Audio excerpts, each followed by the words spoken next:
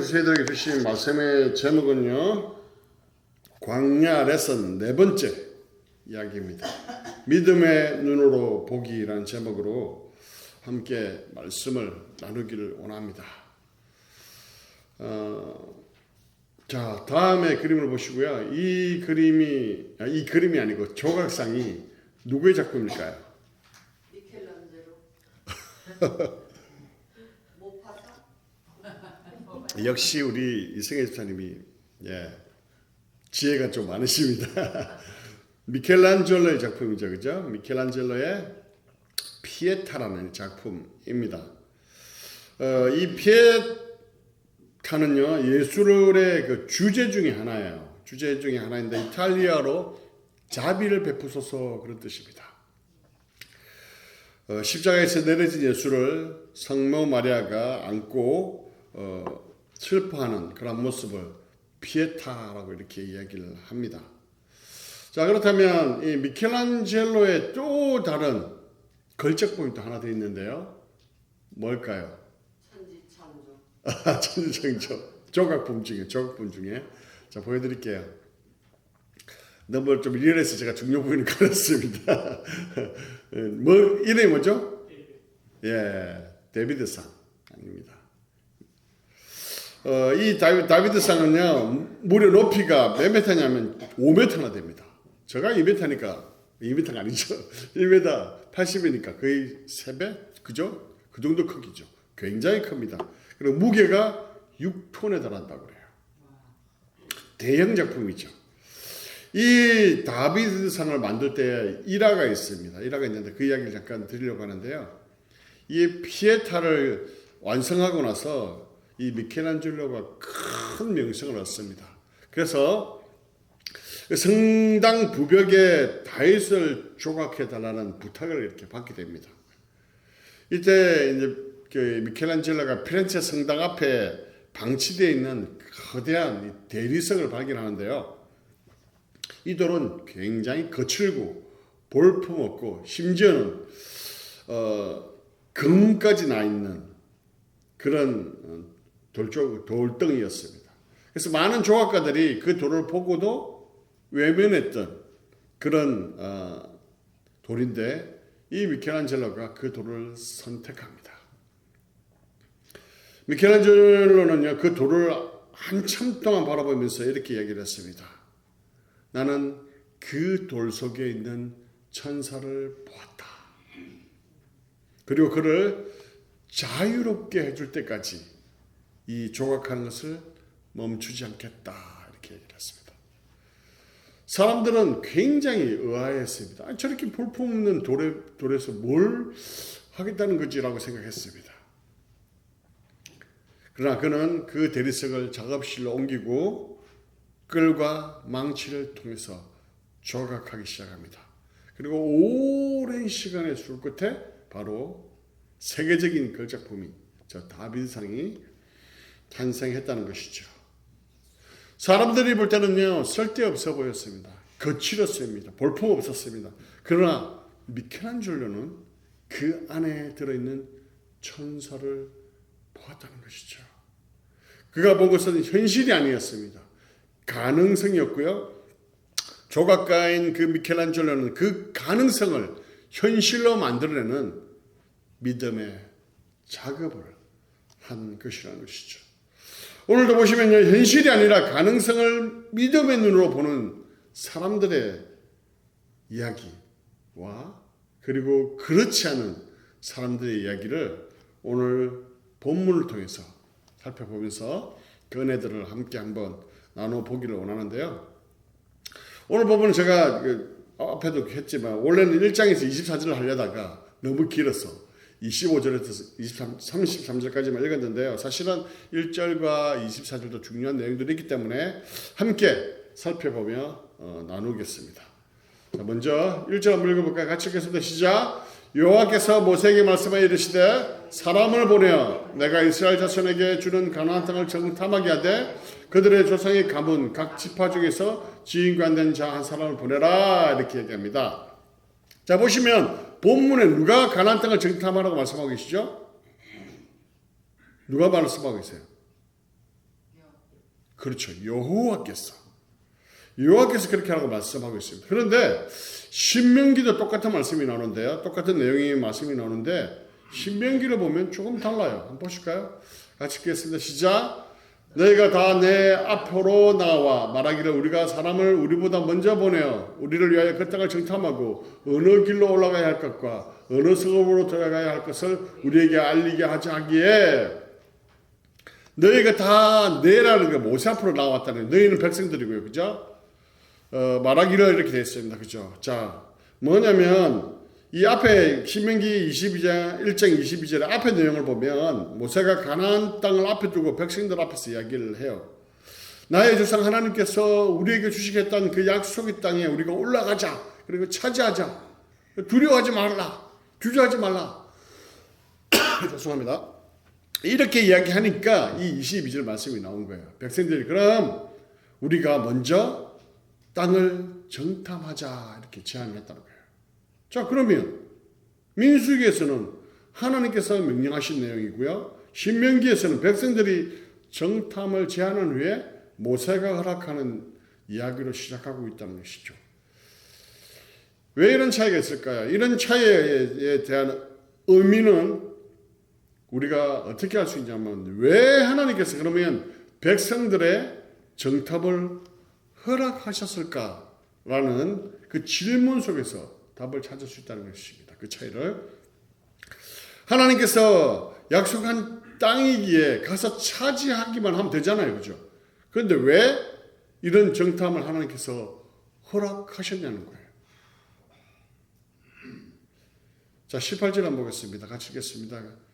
시작. 그 땅이 어떠한지 정탐하라 이렇게 되어 있죠. 여기서 어떠한지 정탐하라 이렇게 되어 있는데 여기 어떠한지는 히브리어 보면 마라고 되어 있는데요. 어떠한지보다 얼마나라고 해석할 수 있어요. 그래서 얼마나 좋은지라고 이렇게 해석할 수 있습니다.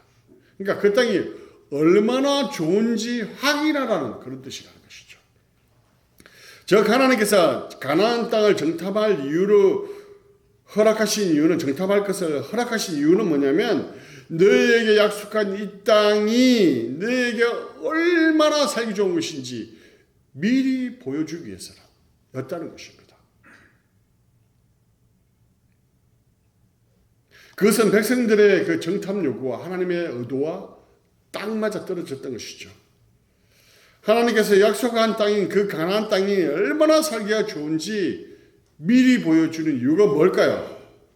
미리 보여줌을 통해서 그들에게 희망을 주기 위해서라는 것이죠. 광야 생활이 힘들고 또한 그 정복의 과정이 쉽지 않겠지만 포기하지 말고 믿음을 가지고 전진하라는 뜻은 미리 그 땅을 보여줬다는 거예요. 실제적으로 그 가나안 땅이 얼마나 살기 좋은지 정탐꾼들이 보고를 하는데요. 26절 볼까요? 같이 읽겠습니다. 시작. 바라광야 가데스에 이르러 모세와 아론과 이스라엘 자손은 온 회중에게 나와 그들에게 보고하고 그 땅의 과일을 보이고 그 과일이 어떤 과일인가 한번 볼까요? 시작. 모세에게 말하여 이르되 당신이 우리를 보낸 땅이 간즉 과연 그 땅에 젖과 꿀이 흐르는데 이것은 그 땅의 과일이다. 그 과일이 어떤 땅일까요? 시작. 또 에석을 골짜기가 이르러 거기서 포도송이가 달린 가지를 베어 둘이 막대기에 끼어 매고 또 석류와 무화과를 따니라. 얼마나 큰지 둘이 막대기에 끼워가지고 들고 와야 될 정도로 굉장히 컸다는 것이죠. 하나님께서 여호와께서 이 가나안 땅이 얼마나 좋은 땅인지 정탐하라고 보냈는데요. 자, 그 경로를 이렇게 한번 보겠습니다. 3절 먼저 지도를 보십시오. 이 경로를 보면 바란광야라고 되어 있죠. 그 바란광야에서 더욱더 정확하게 얘기하면 가데스 바네아예요. 저 밑에 빨간 삼각표는 시내산이죠. 거기를 거쳐서 디베랴, 하세롯, 그 다음에 저 과정을 거치죠. 그래가지고 가데스 바네아에 도착합니다. 그죠? 거기서 이제 정탐꾼을 보내는데 바로 저기라는 것이죠. 그죠? 그리고 그 내용이 이제 3절에 나오는데요. 같이 읽겠습니다. 시작. 모세가 여호와의 명령을 따라 바란 광야에서 그죠? 바란 광야라고 되어 있잖아요. 그죠? 근데 구체적으로 이 바란 광야는 구체적으로 어디라고요? 가데스 바네아라는 곳이죠. 그리고 거기서 또 어디로 갑니까? 17절 시작. 모세가 가나안 땅을 정탐하러 그들을 보내며 이르되 너희는 네겝길로 향하여 산지로 올라가서 네겝길로 올라갔다는 거예요. 네겝길 기억나시나요? 제가 창세기 강의했을 때 아브라함이 가나안 땅에 갔다가 가뭄이 임하니까 이집트로 갔죠. 이집트로 갔다가 돌아오던 길이 어떤 길인가요? 바로 이 네겝길이라는 거예요. 바로 그 길입니다. 더 구체적으로 이야기하면 신광야의 네겝길이죠. 자, 또 네겝에서 또 어디로 갑니까? 시작. 또 네겝으로 올라가서 헤브론에 이르렀으니, 자, 헤브론으로 갔다는 거예요. 헤브론. 그렇죠? 그 다음에 그 헤브론에서 어디로 갔을까요? 시작. 이에 그들이 올라가서 땅을 정탐하되 신광야에서부터 하맛 어기 르홉에 이르렀고, 이 하맛 어기 르홉은요 최북단이에요. 이스라엘 최북단. 자, 가나안 땅의 최북단 경계선을 이야기하는데, 자 다시 한번 볼게요. 보세요. 저기 보시면 가데스 바네아에서 그죠? 네겝길 신광야를 지나서 헤브론 보이시나요? 헤브론으로 해갖고 그 위에까지 다 올라갔다는 거예요. 하맛 어기 르홉까지 다 보았다는 것이죠. 자, 무슨 뜻인가요? 이스라엘 백성들이 40일 동안 정탐하면서요 그냥 대충 보고 오지 않았다는 거예요. 40일 동안 자신들이 들어가 살아야 할 땅이 얼마나 좋은지 구석구석까지 다 살펴보았다는 거예요. 그런 표현을 많이 쓰죠. 우리는 덮어놓고 믿어야 돼. 덮어놓고 그냥. 아니면 뭐 따질 필요 없어. 그냥 목사님이 하라고 그러면 그냥 덮어놓고 믿어야 돼. 맞는 말입니까? 아니면 뭐 맹목적으로 그냥 믿어야 되지. 그게 진짜 믿음이지. 맞나요? 그렇지 않다는 거예요. 하나하나 믿음의 눈으로 확인하고 믿는 것. 이게 진정한 믿음이라는 것이죠. 그래서 하나님께서 그들에게 하나하나 그들이 들어가 살 땅이 얼마나 좋은 땅인지 구체적으로 하나하나 다 보라고 그 땅을 정탐하게 만들었다는 것이죠. 이렇게 가나안 땅 구석구석을 살펴보고 돌아옵니다. 그죠? 돌아오고 보고하는 내용이 바로 우리가 읽었던 그 말씀이에요. 그 말씀을 이제 보겠는데요. 무엇이라고 보고하고 있습니까? 앞에서 살펴본 것처럼 가나안 땅은 어떤 땅이었다고요? 그렇죠. 젖과 꿀이 흐르는 땅이에요. 젖과 꿀이 흐르는 땅이 어떤 땅일까요? 좋은 땅. 젖은 뭐예요? 목축이잖아요. 그죠? 이 소나 이런 양이나 이런 것들에서 젖을 내잖아요. 그죠? 젖이라는 것은 목축을 의미합니다. 그리고 꿀은 뭐예요? 이게 진짜 허니가라기보다는 과일이 달달하잖아요. 그걸 이야기하는 거예요. 달달한 과일의 즙을 의미합니다. 그래서 젖과 꿀이 흐르는 땅은 무슨 땅이냐면 목축과 농사가 너무 잘 되는 살기에 너무 좋은 땅이라는 의미죠. 그런데 그 이야기는요. 그런 긍정적인 요소는 한 줄만 딱 기록하고 갑니다. 그런데 부정적인 요소는 길게 나열하고 있어요. 한번 볼까요? 이게 그 진로 모양이고요. 볼까요? 시작.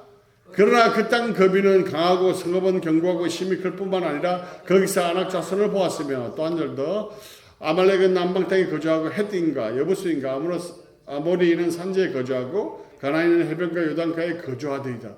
굉장히 안 좋은 요소를 상세하게 그냥 너무 잘 열심히 봤나 봐죠.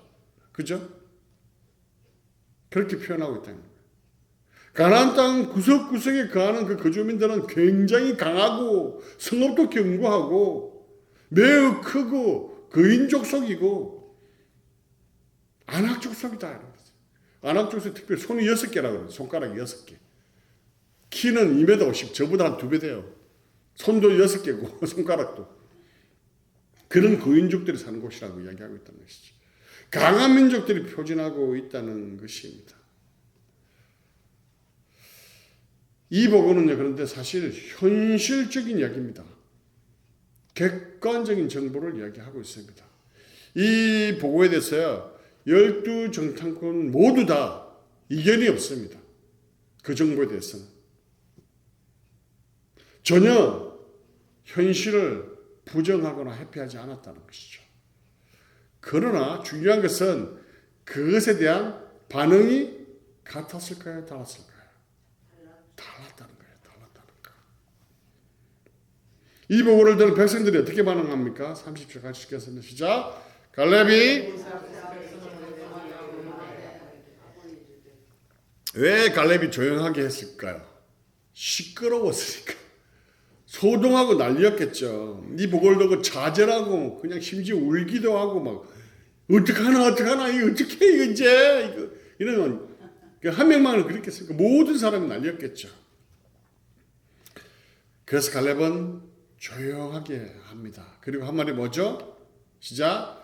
우리가 곧 올라가서 그 땅을 취하자 능히 이기리라. 이렇게 Quiet people before the sunset. Let us go up at once at the occupy it, for we are able to be overcome it. 빨리 올라가서 취하자. 이야기하고 있다는 것이죠. 그런데 이 갈렙의 이야기를 들은 남은 10명의 정탐꾼은 뭐라고 얘기합니까? 같이 읽겠습니다. 시작. 그와 함께 올라갔던 사람들이 이르되 우리가 능히 올라가서 그 백성을 치지 못하리라. 그들은 우리보다 강하니이다. 32절. 이스라엘 자손 앞에서 그 정탐한 땅을 악평하여 이르되 우리가 두루다니며 정탐한 땅은 그 주민을 삼키는 땅이요 거기서 본 모든 백성은 신장이 장대한 자들이며 33절. 거기서 네피림의 후손인 아낙 자손의 그인들을 보았나니 우리는 스스로 보기에도 메뚜기 같으니 그들이 보기에도 그와 같았을 것이니이다. 완전히 갈렙과 다른 부정적인 관점을 내놓고 있다는 것이죠. 어떻게 똑같은 상황, 똑같은 환경, 똑같은 현실을 보고 왔는데 관점이 이렇게 다를 수 있을까요? 그것은요, 바로 그 환경, 상황, 현실을 믿음의 눈으로 볼 수 있느냐, 보지 못하느냐의 차이라는 것입니다. 믿음의 눈으로 본 가나안 땅을 본 갈렙과 여호수아는요, 그 관점 자체가 달랐습니다. 가나안 족속들의 신장이 크고 뭐 손가락이 6개고 뭐 거인이고 초롱성의 요새를 가지고 있고 군사적으로 잘 준비되어 있고가 중요하지 않았어요. 그들의 눈에는 그게 전혀 보이지 않았습니다. 그들의 눈에는 하나님께서 정탐하게 하신 의도대로 여호와께서 주신 땅이 얼마나 좋은지, 그리고 약속하신 그 땅을 자신들에게 주시겠다 약속한 땅, 그 땅이 얼마나 좋은지 확인하는 시간이었어요. 그 땅을 보면서 얼마나 마음이 기뻤을까요? 우와, 이게 우리 땅이구나.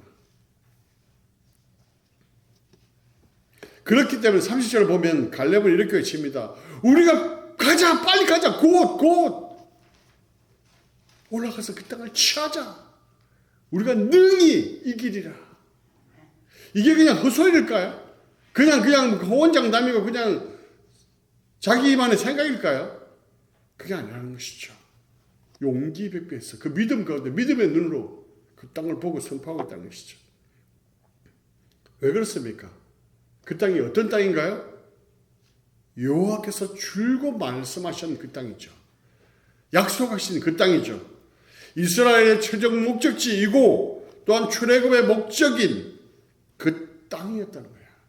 그에 대한 확고한 믿음의 관점으로 그것을 보았다는 것입니다.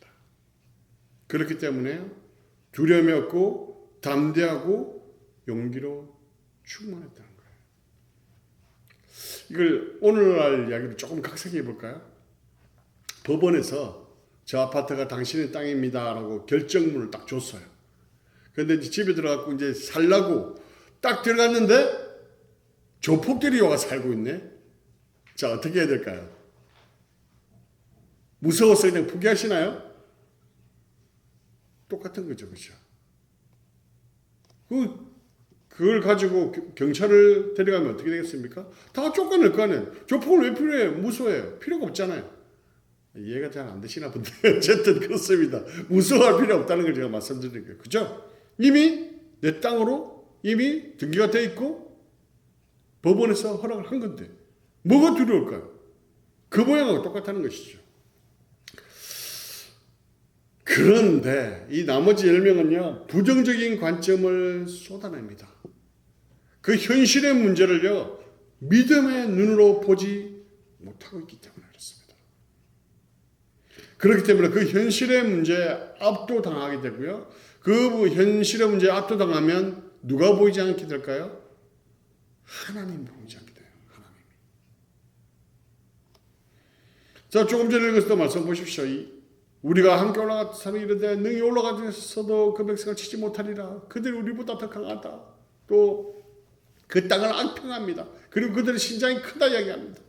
또 뭐라고 얘기합니까? 우리는 메뚜기 같아. 이런 악평을 쏟아내는 것이죠.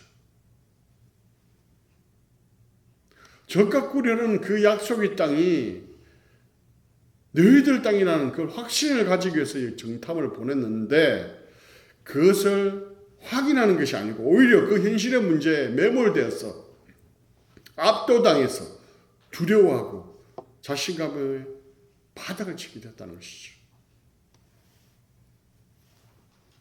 아니 그 땅의 백성들이 아무리 크고 아무리 손가락이 6개 있고 아무리 철옹성의 요새를 가지고 있다 한들 이들이 하나님보다 큽니까? 그렇지 않죠. 현실의 그 문제에 압도당하니까 내가 가진 것보다 내가 없는 것이 너무나 더 크게 보이는 거예요.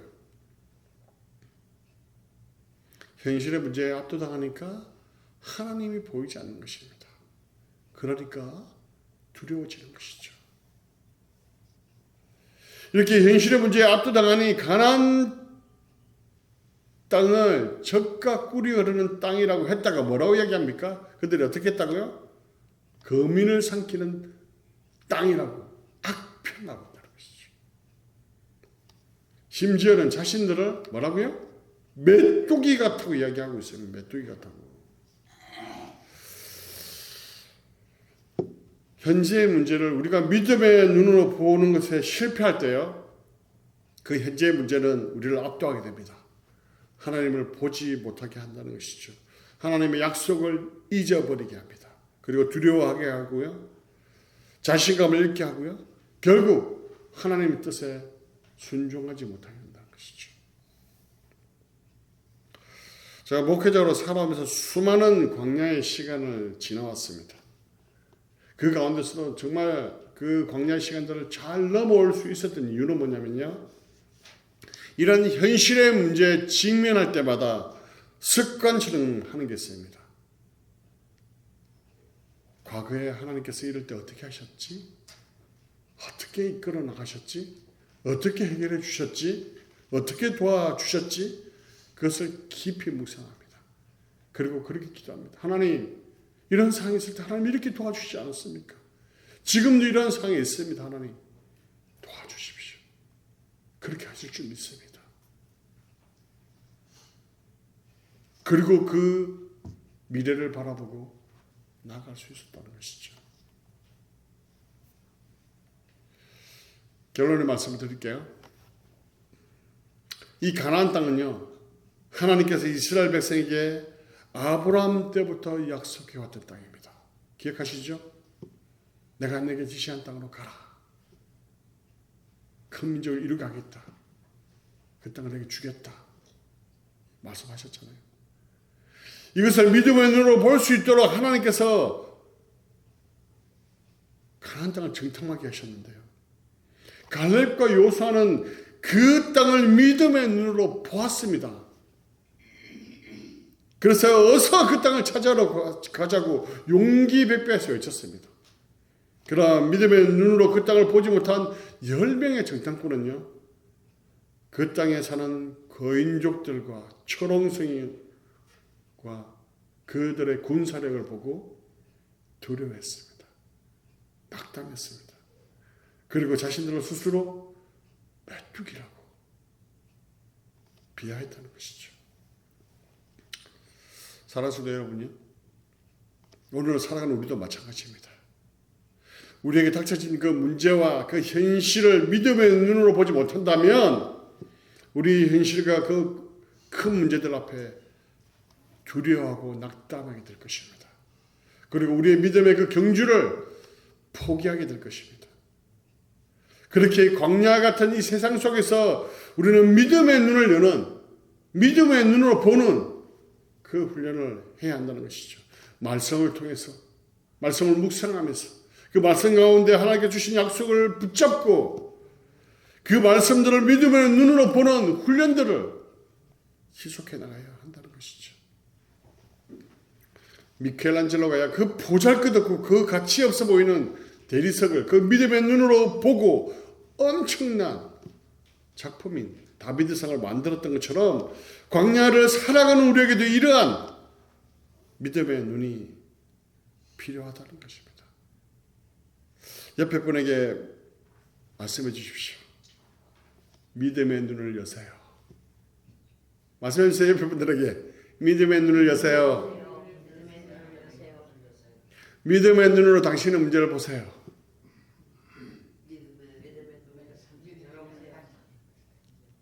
확신이 없으세요 지금? 아니 확신이 없어서 확실하게 말씀을 못 해주시는 거예요? 당신의 문제를 하나님께서 해결하실 것입니다.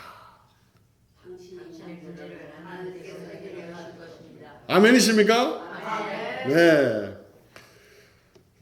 사랑하는 성도 여러분, 광야에서는 하나님의 약속의 말씀을 붙들고 믿음으로 보는 훈련을 하는 시간입니다.